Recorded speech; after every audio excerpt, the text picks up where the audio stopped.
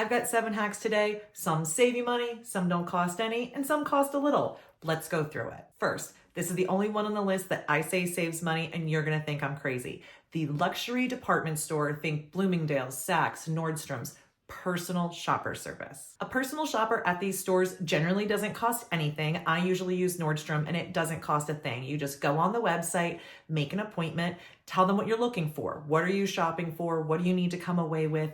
They set it all up. They hit your price point. They watch your budget for you. They'll make outfits and looks, style them. It's the best experience. I only have to go to, and I have to go to Philadelphia for this, which is a couple hours away by car, but I go there like twice a year and I take all of my shopping for the year those 2 times. I don't have to do much clothes shopping outside of that. So I spend the same amount on clothes at that visit as I would when I go out and shop on my own, like in a mall, but I'm much more successful in getting great clothing and clothing that works for me when I use the personal shopper. So that's why I say I'm actually saving time and money while improving the quality of my life. Next, these ones don't cost any money. I book all my appointments a year in advance. So right about now, we're getting into the fall of 2024. I'm starting to look at my 2025 and every single appointment I think I'm gonna need to have. So I do this so that I can put them on days and times and plan my schedule so that I'm not always reacting to appointments and trying to schedule things. I make a list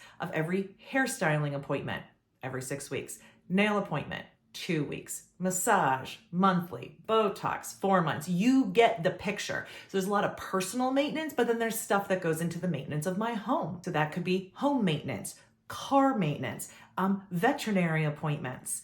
It could be getting the beds cleaned out, getting the gutters cleaned out. There's so many things you do month after month or year after year that if you just take the time and sit down, make your schedule, get it all scheduled out. Now, I use my assistant to help me with some of this stuff, but if I make the schedule, it makes the whole year go smoother. Not having to stress about whether or not the car needs an oil change or if I'm gonna be able to get in and get an inspection done before the sticker runs out is such a relief. Huge time savings. Another hot tip that doesn't cost any money, I don't give my cell phone out to hardly anyone. That is such a game changer in saving time. So many people bother you on your cell phone if they can. Now, because I'm a landlord and property manager for so many hundreds of units, I've really been private about my cell phone number for quite a long time. But by being private about my cell phone, I have a higher quality of life. I'm not expected to respond to it, and I have communication going to monitored methods through my company so that I can ensure all of our customers are taken care of all the time. Not everybody's prepared to do that one, but that's a game changer. Not costing any money,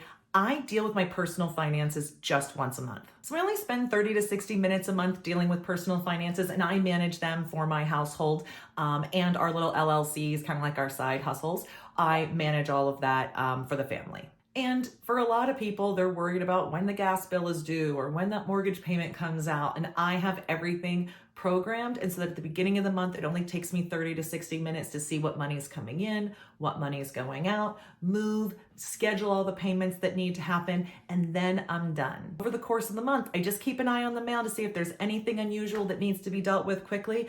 Otherwise, it really gets piled up and I open it all at once and pay my bills all at once. This is when checkbooks get reconciled, everything gets looked up. So it really works well for me to not have to do that all the time and just do it in advance 12 times a year. I like being the kind of person who remembers people's birthdays and anniversaries and sends cards. I've got to admit, I don't do such a great time and prioritize that now. But when I did it by prepping this stuff annually. I just made a list of all the occasions I wanted to be sure to remember, procured the cards all at once. I would sit down and watch one of those movies. Like I just watched 2 Weeks Notice last night while I did work. It's one of those like dry bar movies you can just kind of watch in the background. And I would sit and fill out all the cards, address them, stamp them, and then put a Post-it on them that tells me the date I need to mail it by. And then I just put it in a place by my mailbox so I know to send it out. That is a huge time savings and something that I think if you value relationships could really go a long way to maintaining relationships over the course of the year. My last 2 cost a little money.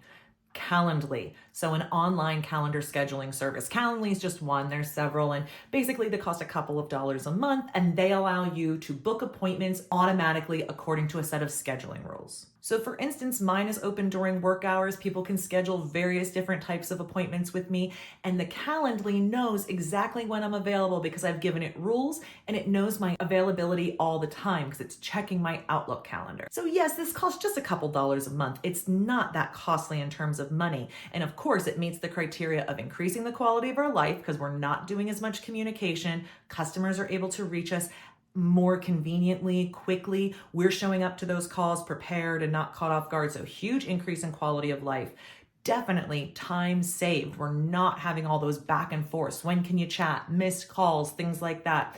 So a little bit of money, but the thing it really costs is discipline. So I'd tell you, if you wanted to take advantage of something like this, you have to be a calendar user, an online calendar user, in order for a service like that to be able to look at your availability and use it. The last one I would suggest, I think Childhood Jen would think that this is hysterical, that I think that this is so needed, but a weekly cleaning service. So for a lot of people, bi-weekly is what they do for cleaning, and that's totally fine for most people. But I found in my life with what I needed, it really was still a burden, the maintenance of the home, when I was only getting cleaning done twice a month. And so I increased it to weekly probably about 8 years ago, and it has been one of the more costly changes I've made, but I get that increase in quality of life and huge time savings because now I really don't have to do chores hardly at all unless I make a specific mess in the days in between our cleaning person's arrival. That is a substantial cost, and I'll tell you, there's a lot of things I would move and not pay for before I would not have Suzette at my house every Friday. Professional folks, what are you doing that is moving the bar on your quality of life and saving time?